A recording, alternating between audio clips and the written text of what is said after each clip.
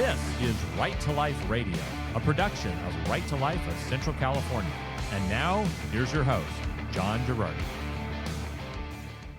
Congress is trying to put forward, well, not Congress, the Biden administration is trying to misuse, I would argue, a law passed by Congress last year in order to impose a bizarre employer mandate that no employer be allowed to discriminate on the basis of an employee deciding to have an abortion.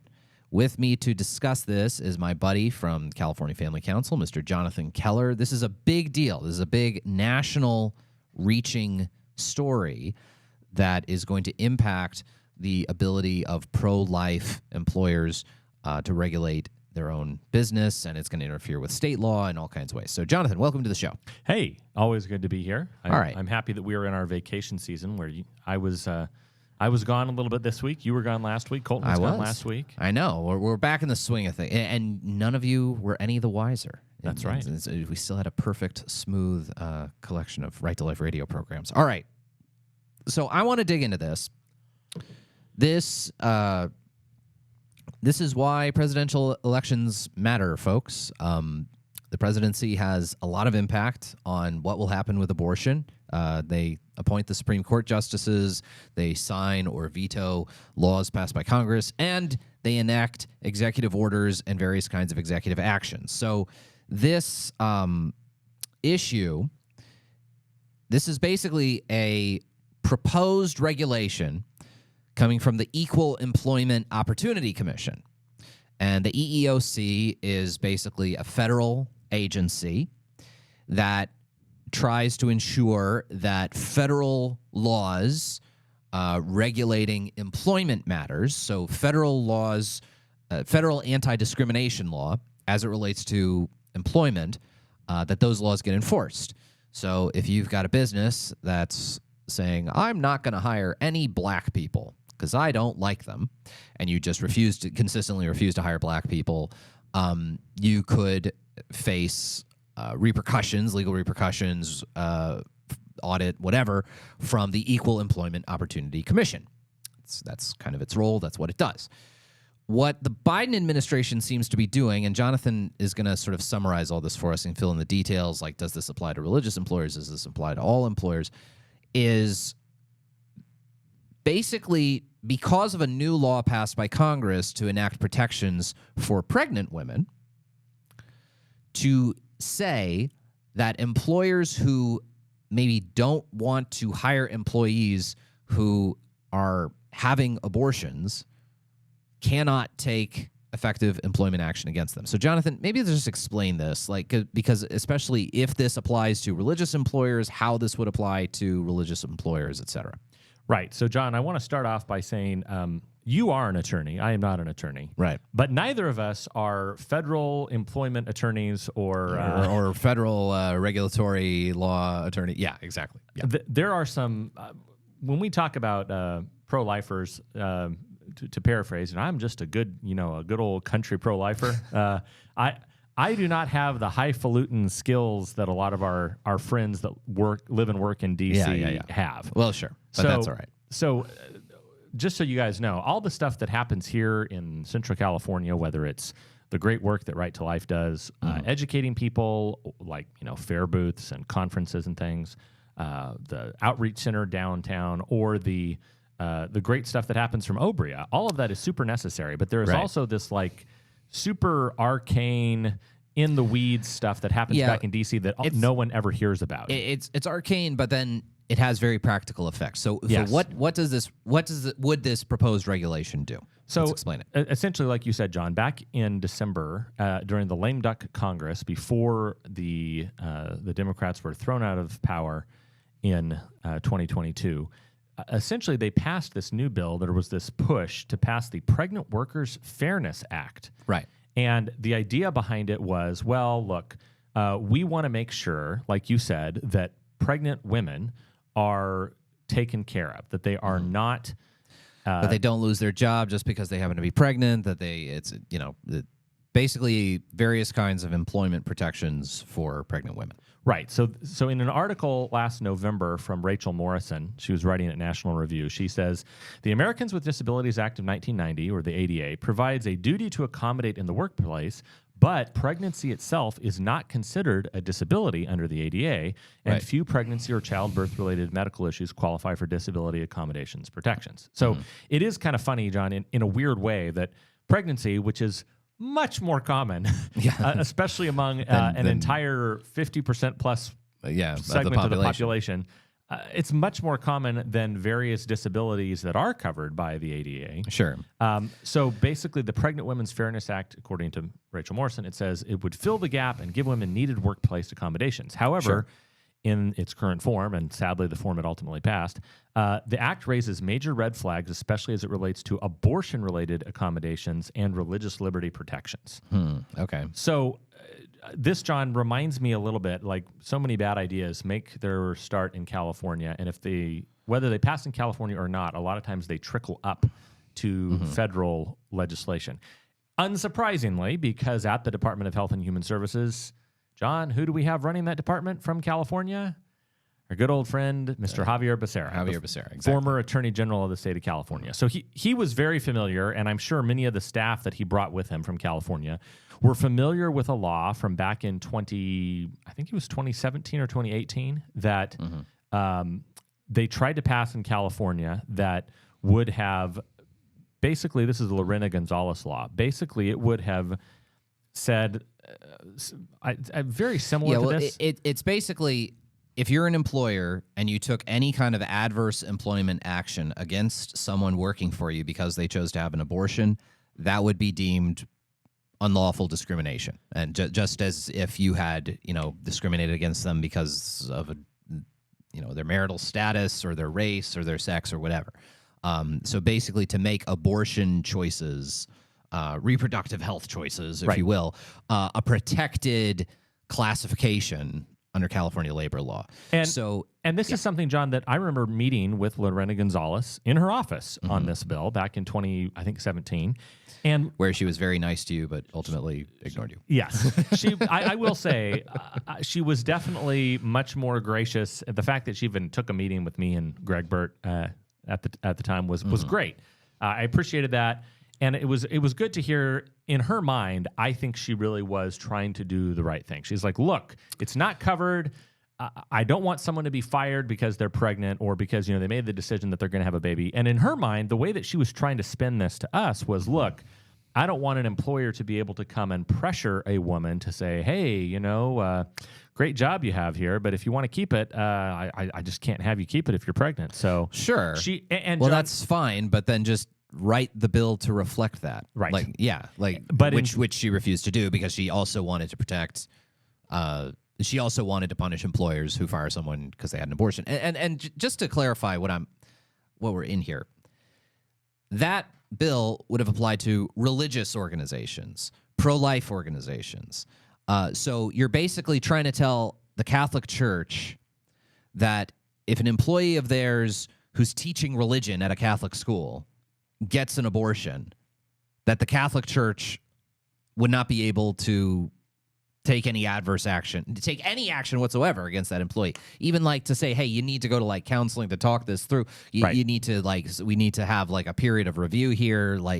Nothing. The Catholic Church would be, if a Catholic Church teacher or an evangelical church, its director, the principal of their school, the youth pastor. The youth pastor, he and his wife decide to get an abortion or something, they can't take any action against him. That becomes a real problem when you're talking about an organization part of whose mission directly involves teaching certain kinds of moral truths, like a Catholic school, like a church, like Right to Life of Central California, for example. So to put in place now that was introduced in California in what year was that, John? 2019? 2017. I think it was 2017. Okay. That bill was introduced in California in 2017, and Jerry Brown vetoed it. Yes. Remarkably. That's how extreme that was. Jerry Brown, noted non-conservative, non-pro-lifer Jerry Brown, vetoed it because he thought it was too much an infringement on the religious liberty rights, the conscience rights of employers. Well, the Biden administration, rather, is trying to impose this through a regulation on the whole country. So something that was too crazy to get passed, to get enacted by law in California is about to be imposed nationwide by the Biden administration, and it's going to cover all employers. It doesn't matter if you're a pro-life employer like Right to Life Central California, which is not explicitly religious. It does not matter if you are an explicitly religious organization like, again, New Covenant Church in Fresno, the Cornerstone Church in Fresno, Cross City Church, the Roman Catholic Diocese of Fresno. None of them would be able to take any kind of adverse employment action on the basis of one of their employees having an abortion. Right. So John, let me get back a little bit. This is where it matters, as you said, and I know I want to talk about the response to this in the next segment. But before we do that, I wanted to say it matters very much who wins elections, not just because of who is drafting these laws, who is signing these laws, but also who is going to be making the rules. Right. It's something that conservatives, we spend a lot of time, John, on the Supreme Court, which is super duper important. Don't get me wrong. Yeah. But there are a total of 9 people on the Supreme Court. There are literally hundreds, thousands, if not thousands, and thousands of people in the administrative state. Yes. And to clarify what we're saying, just so people understand the difference, and I'll wrap the segment explaining this. The difference between a law and a regulation. Let's understand that difference. Okay. A law is something that gets passed by Congress. Majority in the House, majority in the Senate, president signs it, it becomes a law. It tells you to do X, Y, and Z, you do X, Y, and Z. Sometimes, though, Congress likes to delegate its law writing power. And by sometimes, I mean very, very frequently. And the way they have done that is through the creation of executive agencies. It's basically Congress ceding its law writing power to an agency that's under the control of the president. And the idea is Congress will write a law saying, okay, Department of Health and Human Services, or maybe some subdivision of that, in this case, the Equal Employment Opportunities Commission. We're going to pass this law. And what we're going to do is we're going to draw you the perimeter here of a football field. Within this perimeter that we set for you, you can make rules and change how you're going to apply the law. You're going to change how you enforce the law, for this situation or that situation. You can make rules within these parameters that we in Congress set for you. You're not allowed to go outside those parameters, but within these parameters, you can write rules, you can regulate things. That's what regulation is. It's Congress delegating to an executive agency, and the whole alphabet soup of executive agencies, the Equal Employment Opportunity Commission, the EPA, the blah, blah, blah, blah, blah, blah, blah. Delegating to them how to apply the law in different cases, how to enforce the law in different cases, how to create rules for the application of a certain law. And to a certain extent, it makes sense. Okay, Congress creates the FDA with a statute and says, all right, you're going to issue the rules for governing the law, basically the law, the enforceable law governing the use of every drug in the American market. So it's Congress basically saying, okay, rather than pass a new law with a majority in the House, majority in the Senate, and the president signing it, every time we want to introduce John, a new drug on the market or reclassify a new drug, let's just have the FDA do it. And we give the FDA this ability to restructure the rules around this drug and that drug and that drug. I'll just say, I think that the widespread use of this, is bad. And I think when it comes to non-delegation, there should be like a doctrine or something of deciding not to do it. Right to Life of Central California does not take positions on the non-delegation doctrine or the administrative state or any of these other things. If you want opinions on that, actually, I'm not sure that you're going to get many great opinions on that, even from the John Girardi show, because I'm a little conflicted myself. Anyway, the point is basically the EEOC received this law about offering protections for pregnant women. Not person. Not women, person, sorry. For pregnant women. I'm getting infected by the modern horrible discourse. language. All right, anyway. Offering protection for pregnant women and have basically inserted into a law protecting pregnant women a law protecting their right to have abortions even if they work for a religious employer with no employment repercussions, which I think you can argue is not what Congress wanted. We'll get back with more on this issue in the next segment. This is Right to Life Radio, a production, as always, of Right to Life of Central California, rtlcc.org.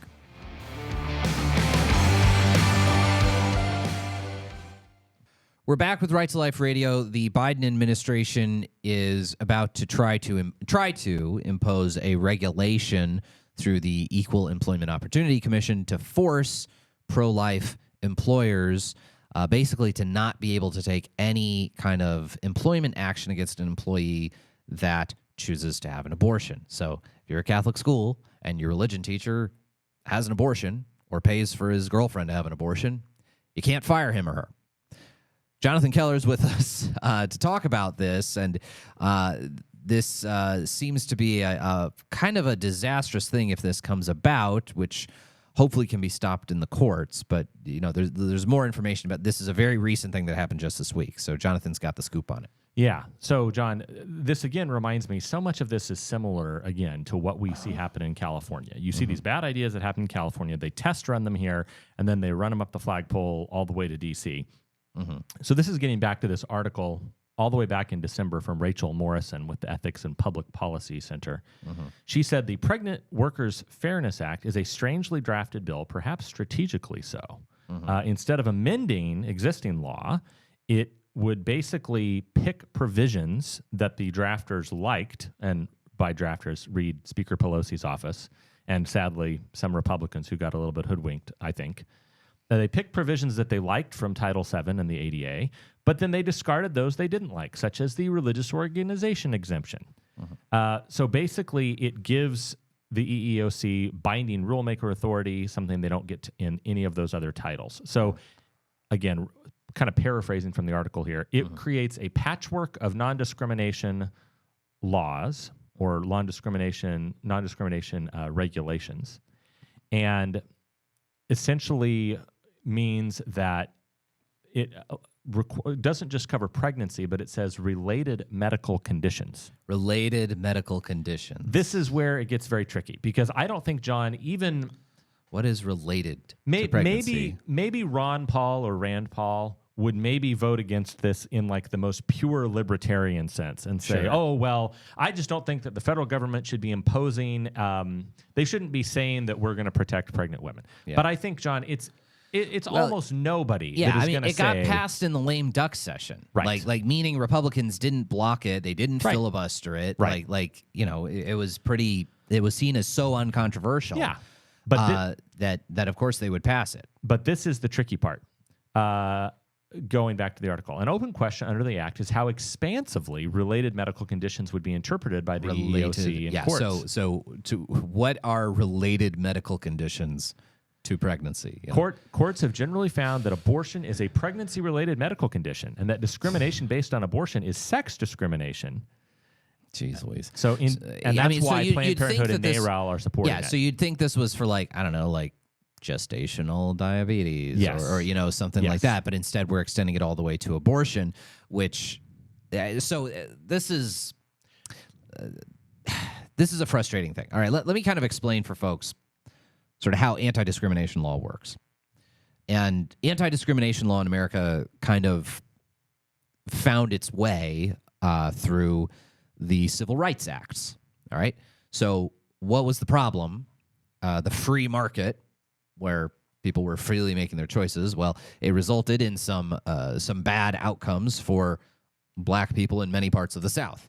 Namely, employers were basically refusing to hire them in all different kinds of fields. And one of the many bad things about sort of the Jim Crow era South, and not just in the South, but in all over the country, was employers basically just adopted these unofficial policies or just unofficial practices that they just weren't going to hire black people.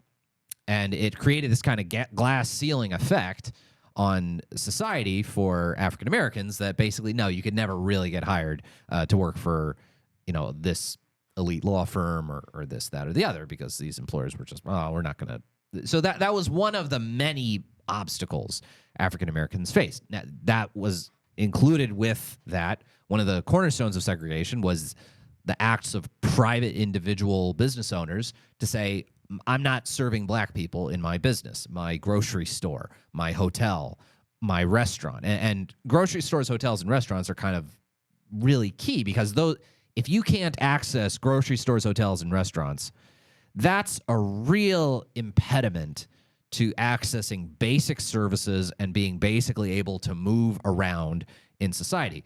The movie The Green Book, which starred Mahershala Ali and Viggo Mortensen, The Green Book was a travel guide for African Americans so that they could navigate through the country and know, okay, well, if I'm driving through Mississippi, this hotel will take us, but this hotel will not, and this restaurant will take us, and this restaurant. So it was like a travel guide for a segregated country.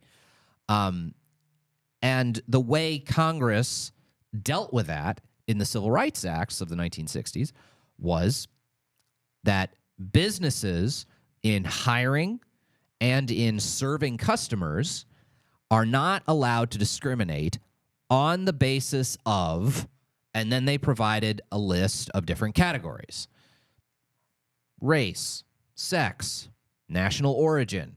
And over time, we kept adding more and more, entries to that. Some people have tried to add successfully added in many states, sexual orientation or gender identity into that list. And basically what happens is if it can be shown through a lawsuit or it can be shown through agency action that you're consistently, repeatedly, deliberately just not hiring black people or not hiring Latinos or not hiring, this race or that race, you can be subject to whether it's regulatory action, action from a regulatory agency or a civil lawsuit for discrimination in your hiring practices, discriminatorily refusing service to someone just on the basis of the color of their skin. So what would happen with this regulation, again, is it's going to make the decision of whether or not you have an abortion one of those categories on the basis of which you cannot discriminate as an employer in this instance. And again, for religious organizations, right to life, that's a huge problem. It infringes on other kinds of rights, like the right to free exercise of religion, like your ability to govern your church as you want, your religious school as you want, to promote the kind of message you want to promote as like Right to Life of Central California. Now, we're actually bound by that in California. Well, I don't know that we're actually, to what extent we're actually bound by that. We're following all applicable employer mandates. Right to Life is not breaking the law. Yeah, Right to Life is not breaking the law here. But you can see how this is kind of a really unjust thing, how they're taking this, I think, good mechanism, which effectively ended legal segregation in this country, but using it for this kind of perverse purpose and perverse end. So that's just so people understand how this regulation is working. Let's hope there's an opportunity to challenge this before it actually takes effect.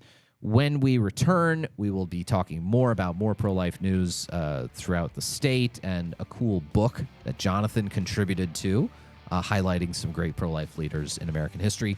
That is next on Right to Life Radio, a production, as always, of Right to Life of Central California, rtlcc.org.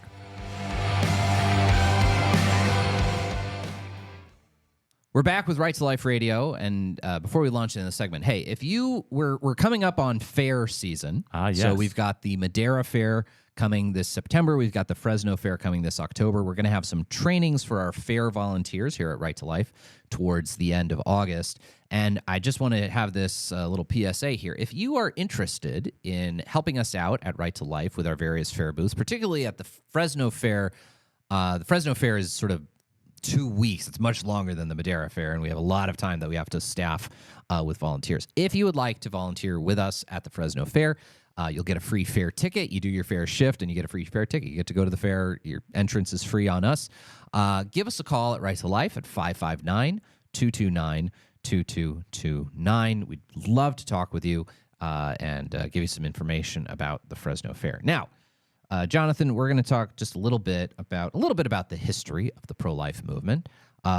It's been kind of a big anniversary year over from basically June of last year to June of this year. On June 24th of last year, as everyone knows, Roe v. Wade got overturned, which is something I never thought when I started this show would ever happen. Although I think we started this show in when did we start the show? 2017. So maybe I did think it would happen. But anyway, it was very hard to believe in, prior to President Trump being elected, really, that Roe v. Wade would ever get overturned in our lifetime. And it was sort of a fortuitous set of circumstances that Trump managed to be in office to replace Antonin Scalia, to replace Anthony Kennedy, and the timing of when Ruth Bader Ginsburg died, literally just a few months before the Trump administration ended, to replace Ruth Bader Ginsburg. It was a very, fortunate set of circumstances. Fortuitous in like that infamous bounce in the 2002 Western Conference Finals where Vlade Divac tipped the ball to Robert Horry as time expired, and he hit the 3-point shot. And sent the Lakers on to win that series in ignominious fashion. Yeah, Jonathan's still expressing his woes over the early 2000s. 21 years ago, but I'm not bitter. Over the early 2000s Sacramento Kings. Okay, so. In other words, it was very unlikely, and anyway. I could understand if the left is maybe even a little bit more bitter about Roe than I am about this. Well, you're bitter over a more worthy cause than they are. So that's right. So it's also, though, last year was the Roe v. Wade gets overturned in 2022. Roe v. Wade happened in 1973. So this year is actually the 50th anniversary since Roe v. Wade. Now, Roe v. Wade is not exactly an auspicious anniversary certainly not one to celebrate, but it is 50 years of the pro-life movement in the United States of America. And Jonathan presented us with this lovely gift called Legacy of Life, honoring 50 of the greatest pro-life leaders of the last 50 years, which is a very cool book.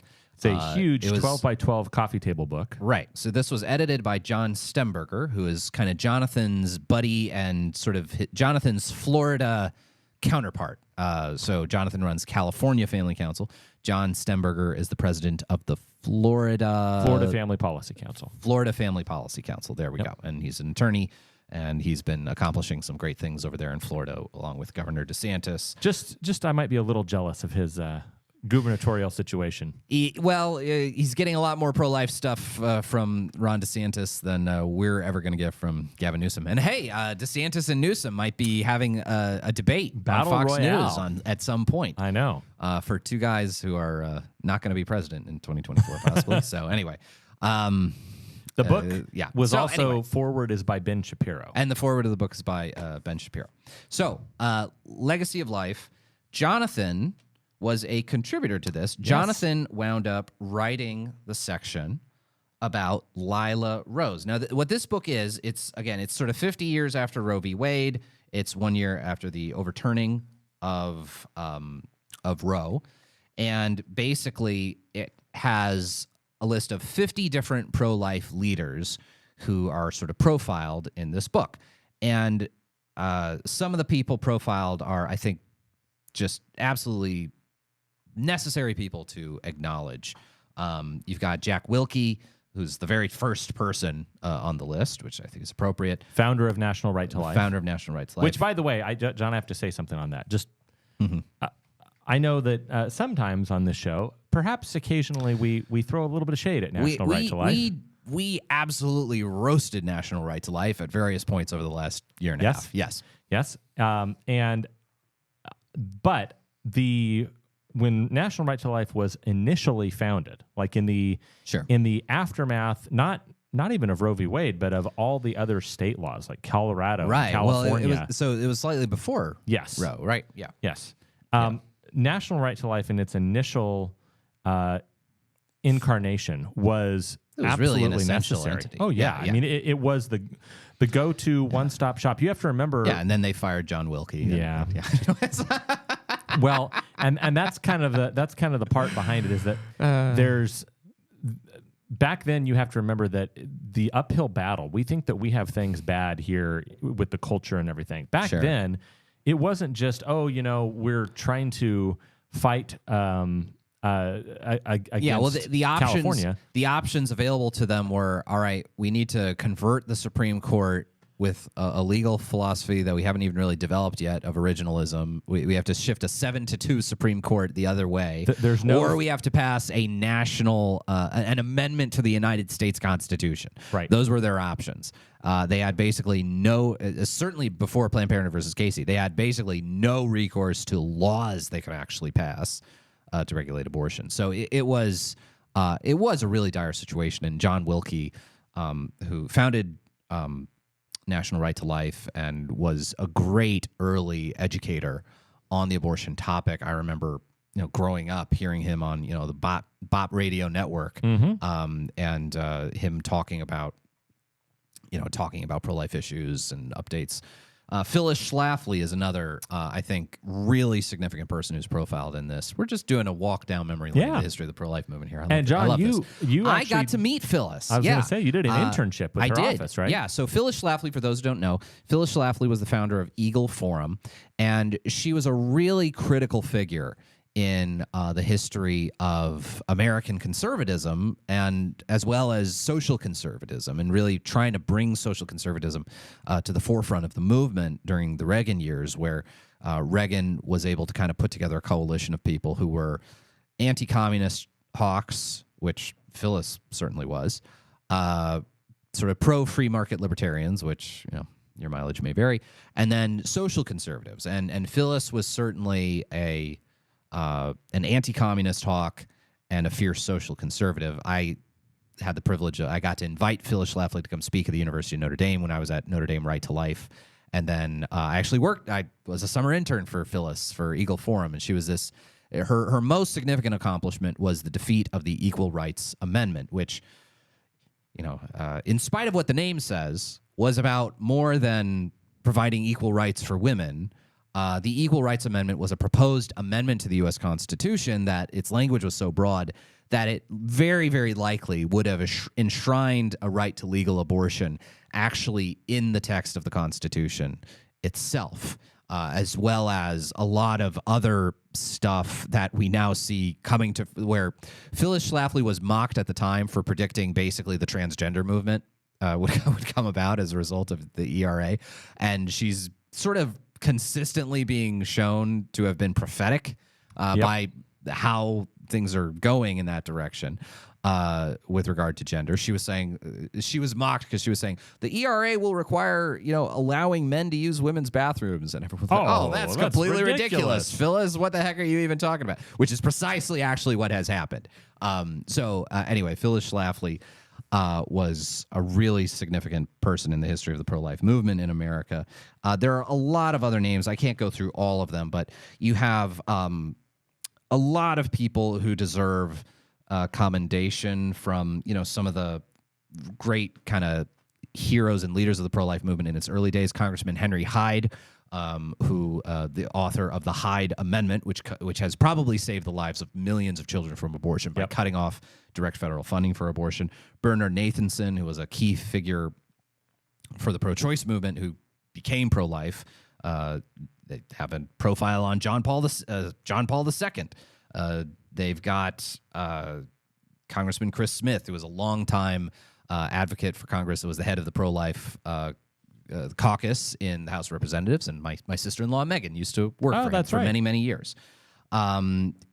To some people who are a lot more modern, like Abby Johnson, Lynn Fitch, the Attorney General of Mississippi, who successfully argued for the overturning of Roe v. Wade in the Dobbs case, and then Lila Rose. And we'll kind of, I think I'll kind of land it on Lila Rose here because Jonathan wrote the profile of Lila.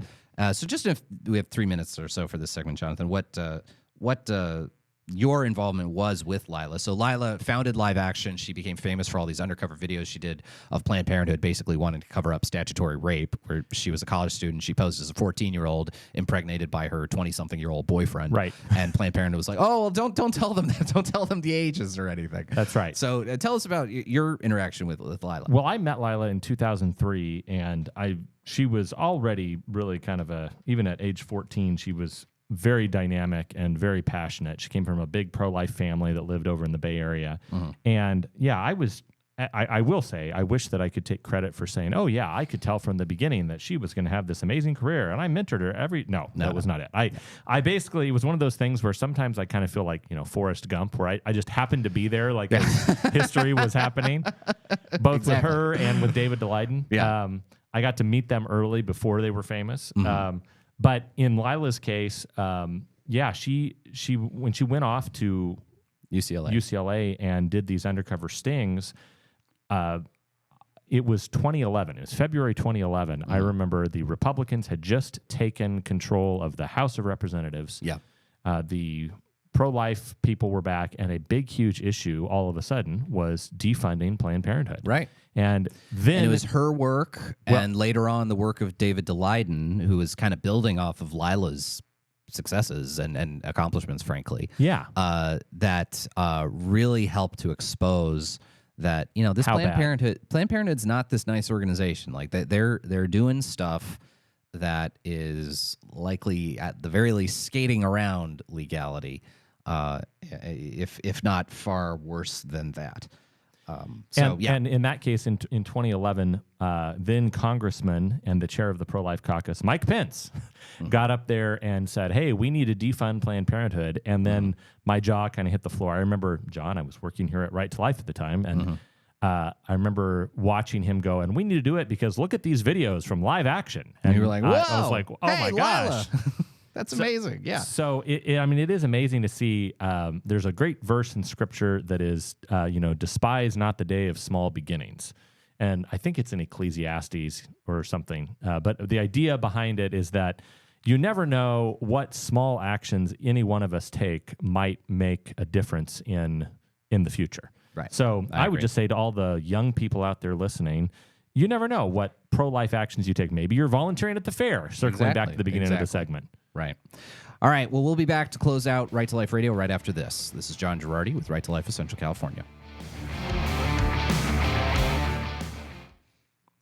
We're with Jonathan Keller. We're talking about this new book called Legacy of Life, which Jonathan contributed to, honoring 50 of the greatest pro-life leaders of the last 50 years. It's got a foreword by Ben Shapiro. Jonathan Keller, our own buddy, that's right, wrote the entry for Lila Rose. So, Jonathan, just to land the plane here in the last bit of the show, tell people where they can get this book and sort of what it was and all that. Yeah. So, if you would like to get a copy of this book, we are providing it to donors of California Family Council. But if you would also like to buy it directly, maybe you want to go learn more about it.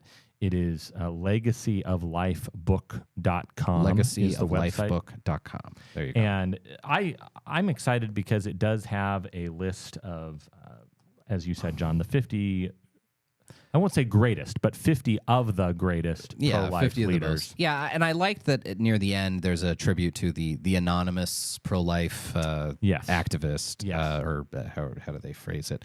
The unknown activist. Yes. And I think really that's almost the heart of the pro-life movement is the gazillions of people who, they don't get the national limelight at all, but their contributions have been really significant. And I will say, John, on that note, I did help with that section a little bit because there's one section in there, a paragraph where they say, we honor such and such person and this person.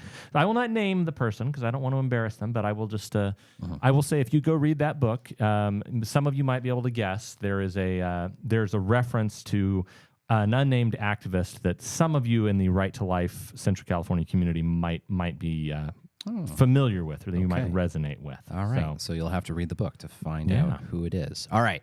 Anyway, so again, that's the book, Legacy of Life. You can find more about it at legacyoflifebook.com. Thank you all so much for listening to Right to Life Radio. If you want to volunteer at the fair, get in touch with us, 559-229-2229. This is Right to Life Radio, and we'll be back next week.